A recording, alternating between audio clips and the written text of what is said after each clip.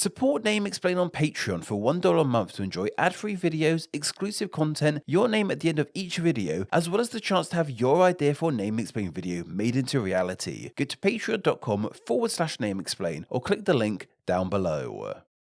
The Galapagos Islands off the coast of South America, belonging to the nation of Ecuador, are some of the most celebrated and revered islands on our planet. They have been dubbed a natural laboratory and are known for their unique species of animals, most of all their tortoises, that went thousands of years undisturbed by human development. And the isolation of these islands allowed them to evolve and adapt in their own unique ways. The islands are perhaps most deeply linked with one Charles Darwin, whose time on the islands helped him formulate his theory of evolution. Thousands of people every year visit these islands to explore the untouched nature and see the animals that spent so long undisturbed by humans that to this day they're not all that fussed by them. I very fortunately got to spend some time on these islands and was blown away by them. From seeing the tortoises, sea lions and countless bird species to trekking along its volcanic paths, these islands are a place of wonder. They were not always seen in the best of lights, however. For some time, these islands were seen as inhospitable, barren, and of little use to humankind. These islands were first recorded by Europeans in 1535. It was in this year that Bishop of Panama, Thomas de Belanga, accidentally came across these islands after he and his crew, while on their way to Peru, drifted off course. It's worth noting, however, that some theorize that the Incas actually got to these islands first in the 1400s, but there is very little evidence pointing to this idea. It wouldn't be until 1832, almost 300 years after they were first discovered by Europeans, that the islands would actually be claimed by a nation, that of course being the nation of Ecuador, who themselves had only become independent from Gran Colombia a couple years prior to that. It was around this same time period that Darwin was exploring the islands too.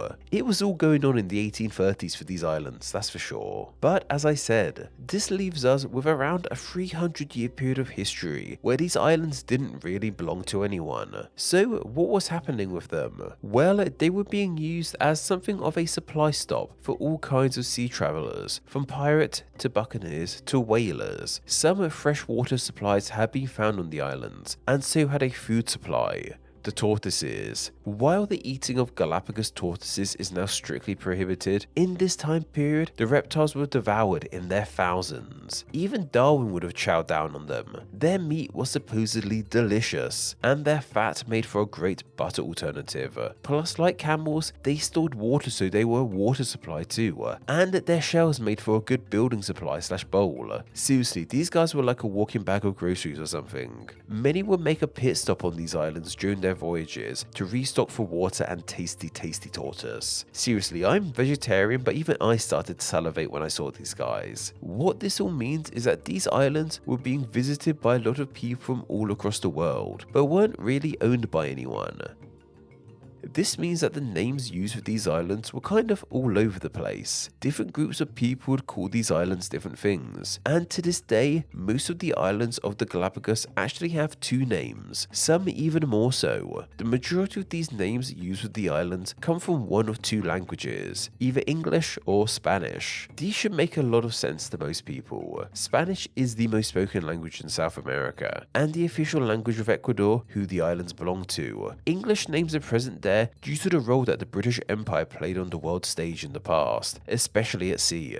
Many sailors from the British Empire would have arrived on the islands and given them distinctly British names. What you won't find, however, are names for these islands that come from any of South America's indigenous languages, like Quechua or Nahuatl. I normally like to highlight these kinds of names when examining parts of the world that were colonized by European powers, but it isn't the case here, primarily because it's very unlikely that any indigenous people of South America actually got to the Galapagos or even knew about it before Europeans, as mentioned earlier. The entire archipelago consists of around 13 main islands and over 60 smaller islets and small rocky landings, primarily used for scuba diving around.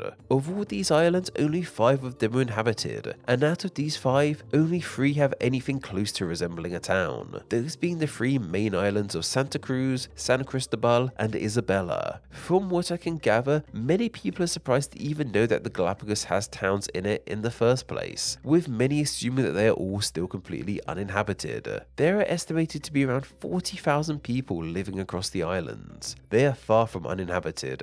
The three main quote-unquote cities are Puerto Ayora on Santa Cruz Island, Puerto Bazaquiza Moreno on San Cristobal Island, and Puerto Villamil on Isabel Island. These island and town names are all distinctly Spanish, I'm sure you realized, and how they came to be we'll look into in a moment. First, however, we ought to look into where the name that covers all of these islands, Galapagos, comes from in the first place. The name of Galapagos came into being at the start of human history on these islands. We have the aforementioned Bishop of Panama, Thomas de Boulogne, to thank for this name. While he found the islands to be useless and inhospitable, he still made the effort to give them all a name. He named these islands after their most notable resident, the huge tortoises he found there. These creatures were numerous and unlike anything he had seen before. While tortoises could be found all across the world, ones of this size were only found on these islands, as well as on the Seychelles, but they were unexplored by Europeans until the 1600s.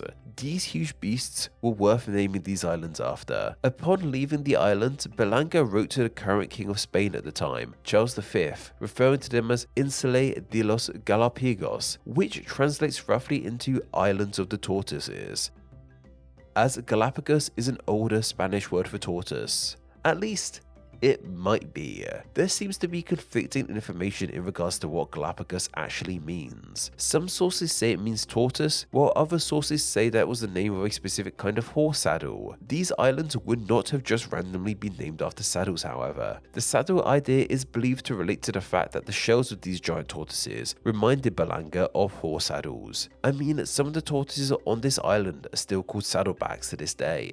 What might have been the case is Boulogne called these tortoises Galapagos in ode to their saddle-shaped shells, and then that word became linked with tortoises. Or Galapagos just meant tortoise with no relation to saddles. It's all a little bit ambiguous. But one way or another, it seems that these islands were named after the tortoises. And if Galapagos does simply mean tortoise, it means that when we call them Galapagos tortoises, we're really calling them tortoises. During the colonial period of South America, these islands also took on another name. It doesn't seem to have any official status, but they were dubbed Islas Encantadas, meaning the Enchanted Islands. This name for the islands became ever more popular when American author Herman Melville published a novella about the islands under this name. While this name sounds somewhat romantic and mystical to us now, it wasn't meant to be alluring at all. In the past, enchantments were seen as more of a negative thing, like a spell or curse placed on something. Spanish sailors dubbed these islands as enchanted, as the harsh seas and mist around them would often obscure them from view, as if they'd been magically hidden, only for them to reappear in front of sailors who had no time to avoid them. So while the Enchanted Islands might be a term used with pride for the Galapagos now, that wasn't the case to begin with. Anyway, back to the actual name of the Galapagos. The first time this name appeared on a map was seemingly a few decades after Boulogne came across these islands. Belgian cartographer Abraham Ortelius printed his Theatre of the Lands of the World atlas in 1570, and it is seen as the first true modern map of our planet. Pretty much all of our modern planet is accounted for, minus Australia, New Zealand, and some other Pacific island nations. Anyway, while the Galapagos as a whole are named on this map, the individual islands lack any kind of names at all. At this point in time, the islands didn't belong to any nation or empire, and were still in their pit stop for seafarers period. Despite having a Spanish name, being so close to Spanish-speaking land, and founded by Spanish speakers, it seems that initially, the individual islands were not given Spanish names. It seems that the first language these individual islands had specific names in was English. In 1684, English buccaneer Ambrose Cowley created the first navigation chart of the islands and gave many of the islands names relating to Britain. For example, he gave the three main islands the names of Duke of Norfolk Island, Dassignes Island, and Duke of Albemarle's Island, which all related to dukes or important people in the British peerage system at the time. Over time, other British names were given to some of these islands too, like Charles, James, Tower, and North and South Seymour. Some of these British names are still commonly used for some of these islands to this day. Eventually, the islands found themselves with some Spanish names. In example, the island the British called Duke of Norfolk's Island was dubbed by the Spanish as San Clement's Island in honor of St. Clement, and the Bolivia Island in honor of Simon Bolivar. Suffice to say, it all got a little bit confusing, with different people naming the islands different things. What is now Santiago Island, for example, had names ranging from San Marcos Island, San Salvador Island, Duke of York's Island, King James Island, and even Gil and Olmedo Island. Though while it might sound confusing to us now, the sailors and navigators at the time, it wouldn't have been as bad. Remember, these islands had no official owner, so no one was enforcing correct names on them. People would just use the names they and their crew were most familiar with and be on their way. They probably didn't even know at the time that people were using different names for these islands in different languages. Uniformity in the naming of these islands would come to a head, however, in 1892.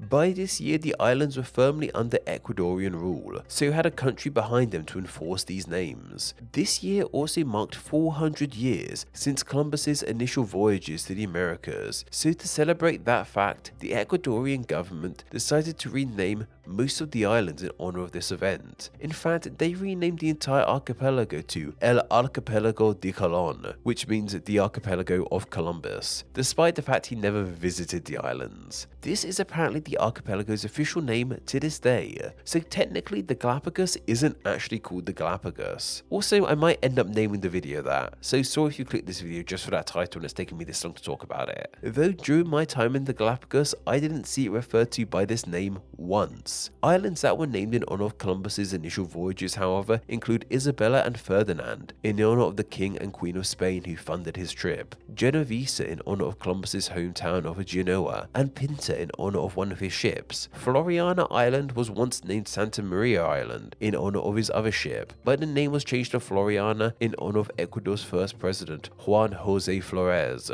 It was around this time that most of the islands got the names they are known by to this day, with most of those names being distinctly Spanish. Two stand out, however, those being Wolf Island and Darwin Island. These are two of the northernmost islands in the archipelago, and they're little more than rocks with sea life gathering around them. These islands are named after non-Spanish people who played a large role in the area. Wolf is named after German geologist Theodor Wolf, who studied the geology of Ecuador, and Darwin is named after Charles Darwin, who I'm sure you are familiar with.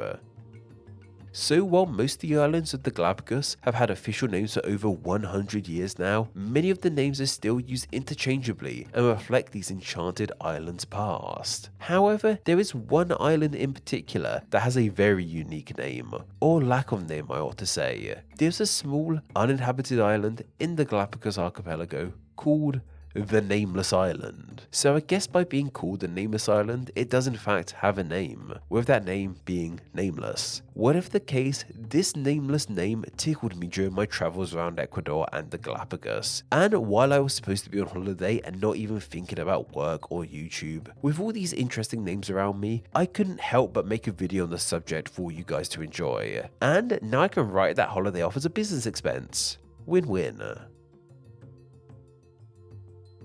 Name Explain depends on viewers like yourself supporting the channel financially on Patreon, so a huge thank you to everyone who does. Donating just $1 a month helps the channel amazingly and gets you bonuses including ad-free videos, exclusive content, the power to request ideas to be made into actual Name Explain videos, and your name at the end of the video with all these awesome people. Visit patreon.com/NameExplain or click the link down below to find out how you too can support the channel. Thank you. Thanks for reaching the end of the video. Why not watch another and subscribe to keep up to date on all things Name Explain. You can find myself on Instagram where I'm NameExplainYT, and join the Facebook group Friends of Name Explain to talk with myself and other name nerds. All that will be linked down below. Anyway, I hope you enjoyed this video, and once again, thank you all so much.